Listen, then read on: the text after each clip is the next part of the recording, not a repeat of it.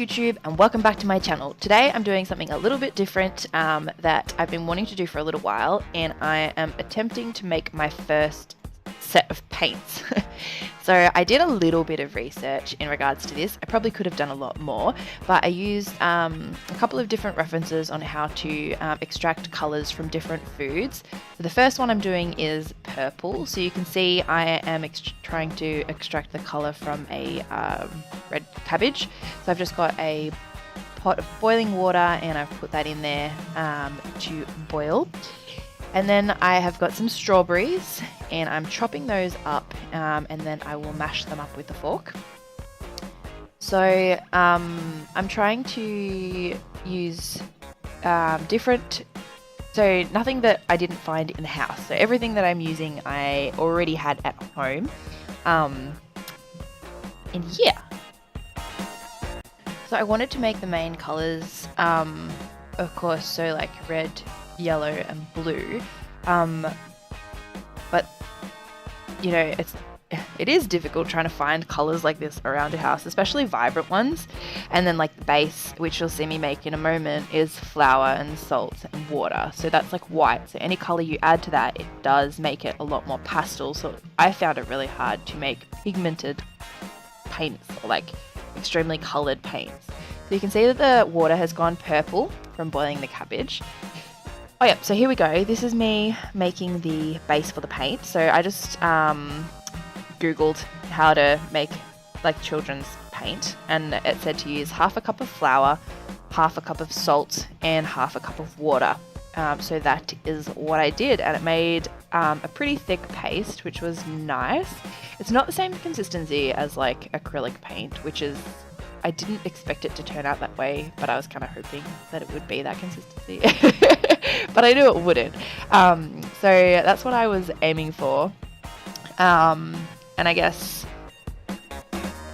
yeah, maybe I could have researched a little bit more to find out more before I did it. But yeah, well, you'll see as we keep going along on how it turned out. So once I had that base, I then could add some colors to it. So the strawberries I needed to cook down like I'd seen somebody else do, so that just to take some of that liquid out of it. So I put that in a frying pan and sort of cooked that down to get some of that liquid out. So it's a little bit thicker paste that I could add in.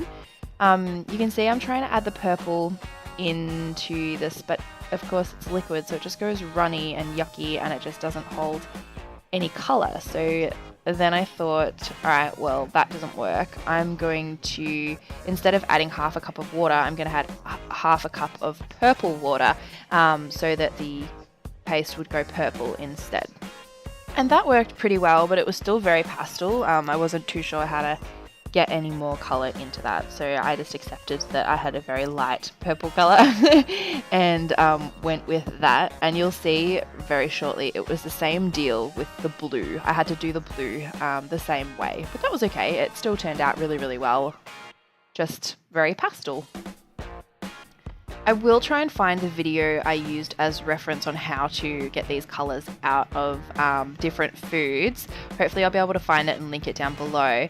But yeah, I actually realized that you can, so once you've got your purple water, you add bicarb soda to the water and it turns blue, which you're going to see me do in just a moment. So you can see I have my purple and I have my bicarb soda. So I mix that in and it instantly goes blue, which is so cool to watch. I was like amazed, loved it. It was so much fun, just playing with the colors. So, and then again, I did it, as I said, the same as the purple, and mix that into the flour directly, so it wasn't as sloppy and it wasn't like you could actually see color. So that worked out okay as well. These colors can be used in like cooking and stuff like that. If you want, like if you don't want to use food colorings, you can use these in cooking. But I don't know how they'd make your food taste. So I don't know whether I'd be doing that. Probably not. Like for example, I'm about to mix the yellow in a minute and I use turmeric for that. So like as much as it is beautiful yellow color, I don't know that I would want my cake or whatever I'm colouring icing tasting that way, even though it'd be very pretty. So this is the yellow. So far we have blue and purple and yellow, and I'll be mixing the red shortly. So I really wanted to have orange and green and black as well. So I was trying to figure out what I could use to get those colors. I know that the reference I was watching used a juicer, but I didn't have a juicer handy in order to juice any carrot or spinach or anything like that, which is what you'd get those colors from. So I decided to use other things. So now I'm adding in the red, and again, because it is mixing into a white base, it did go quite pastel. It's still like, it is nice. It is quite granular because it's like got the salt in there as well as like strawberry bits. So that wasn't fantastic, and I wasn't happy with that. So I decided that I would use some red paprika, hot paprika. I think it was sweet paprika that I used to try and like see whether I could get a more vibrant red. But when you'll see in a moment when I actually added that to the base, it turned like a brown color, like a really earthy brown color, which was cool, but it wasn't the red that I was looking for.